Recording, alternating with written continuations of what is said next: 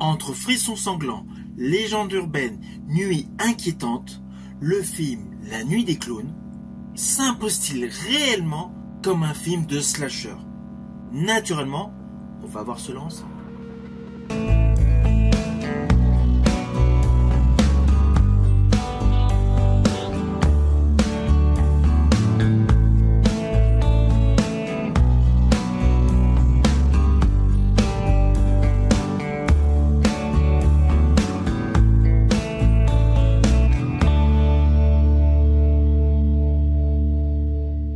Hello, c'est HR, votre chroniqueur. Aujourd'hui, je vais vous parler du film La Nuit des clowns, alias Clown in a Cornfield. Oui, initialement, le titre de ce film est un clown dans un champ de maïs. Pourquoi? Parce que tout simplement, il s'agit de l'adaptation du roman du même titre. Un roman d'Adam César, publié en 2020. Alors je vous le dis tout de suite, l'histoire est assez simpliste, assez simplifiée pour les besoins du film. Car le film dure 1h30.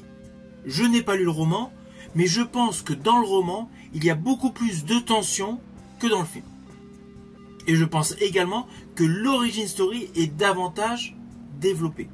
Alors oui, au tout début de ce film, nous avons une scène d'ouverture qui se déroule dans le passé. C'est un massacre, mais c'est très fugace, sans avoir réellement une explication. Après, on bascule à notre époque, et là nous découvrons un homme avec une jeune fille, plus précisément un père de famille qui est médecin, qui vient d'acheter une nouvelle maison pour s'installer avec sa jeune fille. Fille qui est une ado. Implicitement, on a les codes classiques par rapport à un film d'ado. La première chose que reproche la jeune femme, c'est qu'il n'y a pas de Wi-Fi. Oui, ça c'est un petit clin d'œil assez classique dans tous les films avec des ados. Le père essaye d'arranger le coup, voilà, la maison n'est pas terrible, il y a un animal mort dans la cheminée, bref, la maison est vraiment isolée. Et à côté de cette maison se trouve une ancienne fabrique. Mais ne vous inquiétez pas, je n'irai pas plus loin sur les détails de cette fabrique. Implicitement, la jeune fille se fait rapidement des copines et des copains à l'école, mais en même temps attire les problèmes. Pourquoi? Parce que tout simplement, le soir même de sa rencontre avec ses nouveaux amis, ils font une vidéo un petit peu rigolote concernant justement un clown tueur, mais évidemment ce n'est pas du tout de l'humour en adéquation avec la totalité des gens de cette petite ville. Alors ne vous inquiétez pas, je n'irai pas plus loin sur les lignes scénaristiques de ce film, car il faut quand même que vous ayez une surprise. Alors en ce qui me concerne, la réalisation est réussie. Ellie Craig a parfaitement réalisé son film. Il y a de bons cadrages, la luminosité est bonne, et le dosage gore, émotion, action et montée d'adrénaline est bien calibré. Ça, là-dessus, il n'y a rien à dire. C'est vraiment un pur produit cinématographique qui correspond au genre horrifique. Là où le bas blesse, c'est l'histoire. Alors oui, je n'ai pas lu le roman. Je ne connaissais pas du tout le roman. Mais je pense qu'il y a énormément de passages du bouquin initial qui ont été zappés. Car l'histoire est vraiment très simpliste. Et on va pas se mentir, pour tous les aficionados de ce genre de film, on devine aisément le fameux twist final au moment de la fête des moissons. Lorsqu'on découvre le personnage interprété par Kevin Durand, un habitué de pas mal de thrillers et aussi du côté horrifique, d'ailleurs jadis je l'avais apprécié dans la série The Strain, mais bon, c'est une série qui avait aucun rapport par rapport à cette histoire de clown tueur. Ainsi, dès son apparition, on devine quelque chose rattaché à son personnage. Et malheureusement, ce n'est pas assez détaillé. Alors oui, le twist final est largement prévisible. Mais j'aurais aimé qu'il y ait une réelle origin story à ce twist final. Rajouter de la consistance narrative.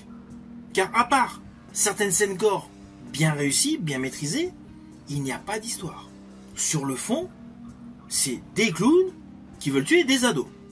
En dehors de cette idée principale, il n'y a pas de satellite narratif pour décupler l'intérêt de ce film. Alors oui, les frissons sont garantis. On va pas se mentir, les clowns sont réellement inquiétants. Je crois d'ailleurs que c'est le film de clowns où ils sont le plus flippants. Ceci dit, je m'aurais attendu à davantage de rires de clowns au cœur de l'idée. Mais il y en a.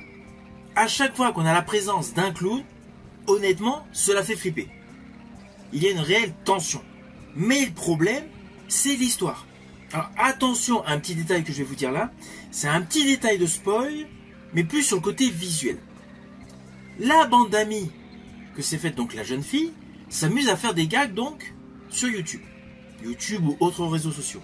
Du coup, le fait de voir un cadavre, ils prennent ça à la rigolade. Ils ne réalisent pas. Ça, c'est bien fait.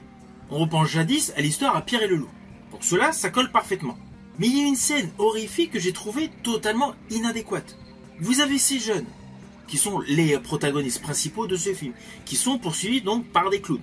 Avec la fameuse scène que vous avez vue dans la bande-annonce, où les jeunes femmes sont les unes à côté des autres, on leur cache la bouche. Bref, ce que je vous dis, ça se déroule juste avant. Donc, ils sont poursuivis par des clowns tueurs. Ils sont en pleine fête. Il faut bien penser à cela. Ils sont en pleine fête. En pleine fête, donc, avec plein d'individus.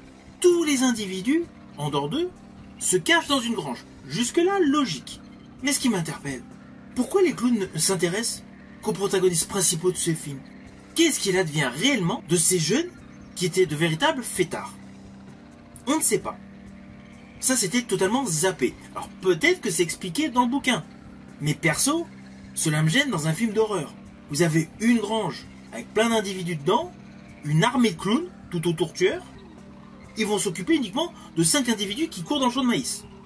À cela s'ajoute naturellement aucune prise de conscience des gens qui sont dedans pour appeler les secours. Mais bon, par rapport aux secours, c'est vrai qu'on a une petite explication après. Mais bon. Voilà. Le problème dans la réalisation de ce film, c'est qu'il y a beaucoup de petits détails comme cela qui ne sont pas assez travaillés. On a réellement l'impression que ce film est essentiellement pour un public d'ados. Alors oui, les personnages principaux sont des ados. Mais il y a des adultes qui ont de beaux rôles. Donc je pense qu'in fine, le film souhaite avoir un public assez large.